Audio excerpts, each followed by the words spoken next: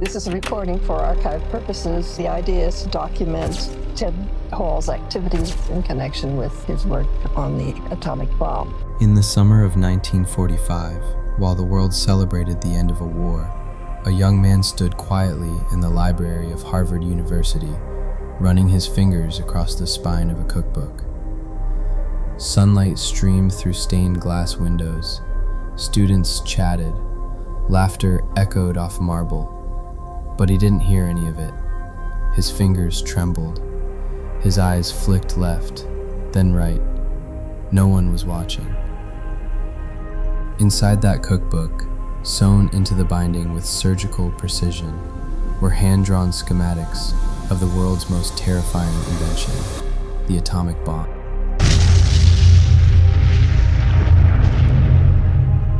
His name was Theodore Hall, age 19, occupation physicist, the youngest scientist on the Manhattan Project, recruited straight out of Harvard for his mine, one the military hoped would help end the war. And it did, but as others celebrated victory, Hall stared at the black and white footage of Hiroshima and felt nothing but dread. Many miles away. By day, he worked on implosion lenses and neutron reflectors. By night, he plotted to hand the most classified military secrets in U.S. history to the Soviet Union. Not for ideology, not for money, but for balance, because he believed a monopoly on apocalypse was the first step toward using it again. Hall wasn't a spy in the cinematic sense. There were no dead drops in dark alleys, no encrypted codes, no cyanide pills. What he had was something far more dangerous: complete, unrestricted access, and absolute invisibility. He was just a kid, nobody suspected him, and that made him the perfect ghost. In his cramped dorm room, lit only by a flickering desk lamp, he began copying. Not just one file, dozens, diagrams, timelines, names. Each one rolled into tiny microfilm sheets, thin as paper, dense as guilt. And then, the hiding began. Not in a safe, not under floorboards, but inside the spine of a worn-out Russian cookbook. Simple Russian cooking, pages yellowed, corners bent, a book so ordinary it was invisible. He stitched the film in with dental floss, no ink, no tape, just thread and silence. When the time came, he boarded a train to New York. The city buzzed, unaware that it was about to play host to one of the greatest acts of espionage in modern history. At precisely 2:35 p.m., in the reading room of the New York Public Library, Hall sat across from a man pretending to read Dostoevsky. They never made eye contact, never exchanged words, just a slight slide of the book across the table. And it was done. The theft of America's nuclear crown jewel, complete in less than 20 seconds. The Soviets were stunned. They had expected scraps. Instead, they got the blueprints to Armageddon. But Hall wasn't alone. Across the Atlantic, Klaus Fuchs was leaking equations through Berlin safehouses. In Los Alamos, another mole coded secrets into crossword puzzles. None coordinated, no shared signals, just a web of silent betrayal, woven so delicately it evaded the full weight of American counterintelligence. And then, 1949, the Soviets detonated their first atomic bomb. President Truman's dramatic announcement that Russia has created an atomic explosion sends reporters racing for Flushing Meadow, where Russia's Vyshinsky arrives to address the United Nations. Panic swept Washington. The timeline had been shattered. The CIA pulled all-nighters. The FBI rounded up suspects. Scientists were interrogated. Lab records scoured. Phone lines tapped. And yet, no one thought to check the cookbook section of a Brooklyn thrift shop.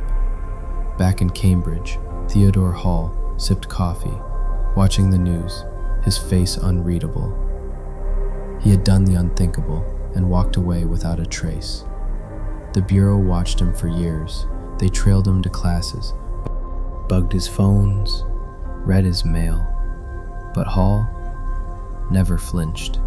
He taught physics, he raised a family, he mowed his lawn, and every time the FBI looked at him, they saw a ghost.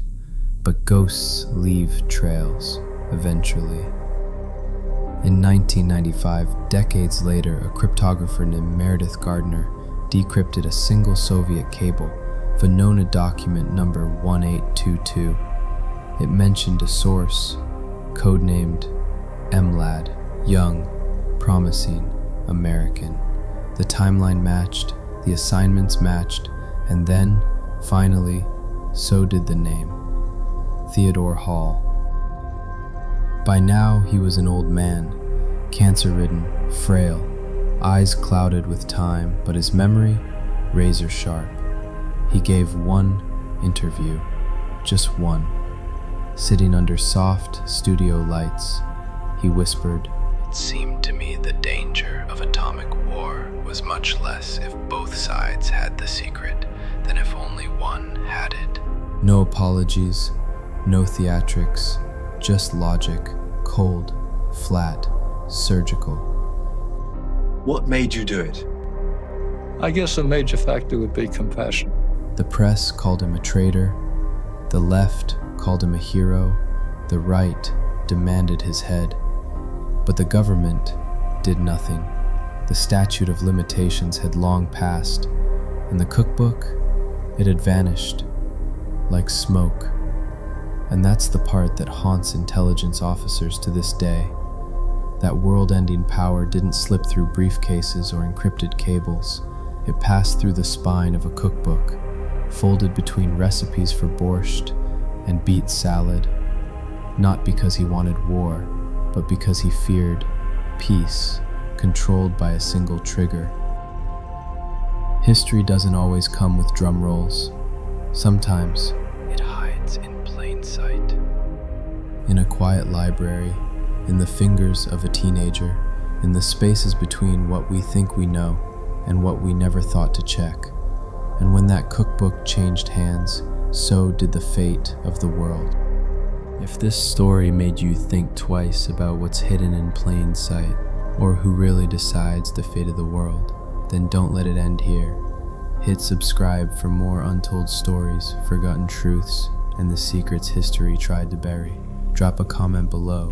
What would you have done in Theodore Hall's place? And if you want more, make sure to like the video so the algorithm doesn't bury it, like the CIA buried the truth. Some stories deserve to be remembered. Thanks for watching.